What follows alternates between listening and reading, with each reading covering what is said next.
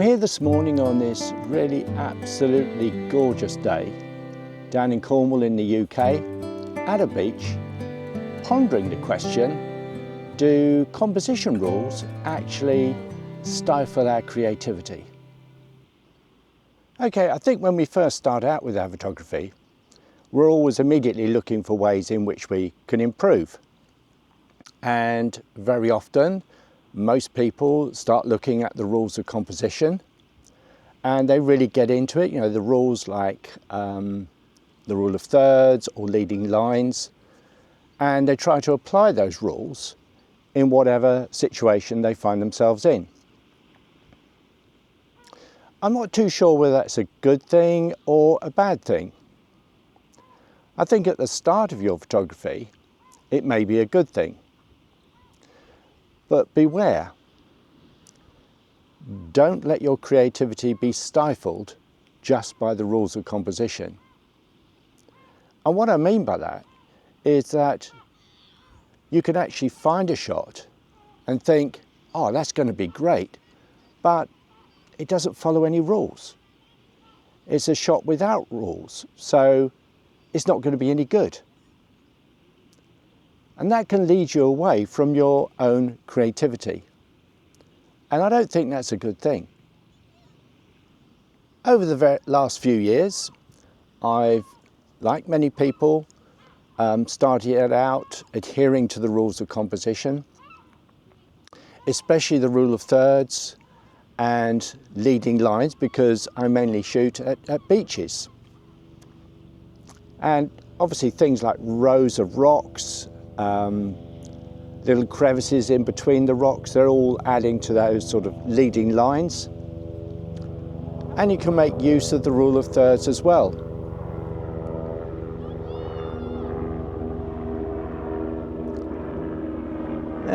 Helicopter overhead. Think I'll stop for a while. Cheers, Mr. Helicopter. Helicopter's gone now. So I think when you're first starting out, rules of composition are important to you. They give you a framework in which to create a shot. And more typically, it's the rule of thirds and leading lines which are going to help you. And that's great, you know, that gives you a start. But if you're anything like me, after a while, those rules become a little bit restrictive. And you find yourself discarding shots because they don't follow any actual rules. And I wonder if it's at that point you actually need to sort of break away from the rules. Not think of them as being something imperative or sacrosanct, you know, rules that can't be broken. Because if you break those rules, your shot's going to be rubbish, it's going to be useless, which of course is not the case. So I tend to think of composition rules as more like guidelines or even explanations of photographs that are particularly good. Very often I find myself composing a shot, and nowadays I look at it for different things. I'm seeking to achieve different things with the composition, and those things are associated with balance of elements within the frame, and of course the use of natural light, which at the beach of course can vary wildly from a day like today where there's lots of contrast to a dull day where there's very little of contrast. So I've just moved location. It's the school holidays at the moment in the UK. So we've got children down on the beach rock pooling, and bless them, they're having great fun in and out of the pools with their little nets trying to find crab and the like. It's brilliant. So anyway, just before moving, I introduced the idea of balancing elements within a shot before necessarily worrying about rules of composition. And because I shoot mainly at the beach, I guess it's fair to say that there are lots of reasons to try and balance elements within a composition. One of the keys to it, particularly in a busy environment, is trying to simplify the shot, trying to simplify the number of elements that are within the photograph. It often isn't an easy thing, obviously, but it's something to strive for. So there are two things about this, aren't there? There's the balance of the elements within the frame that you've chosen. I previously mentioned in another video about the idea of compression, so using the correct focal length for your shot, which helps simplify your shot. And having achieved balance, it's all then down to light and ensuring that the natural light provides the, or adds, if you like, to the balance of those elements. So you might be looking for a high contrast shot. You might be looking for something that is low contrast. But all of these things are associated with your creativity, how you see your world, wherever it might be, whether it's in the beach, landscape, or the street. Doesn't really matter at all. So having achieved your balance in the frame, and you've also got the light in the right direction for your shot, it's time to click the shutter.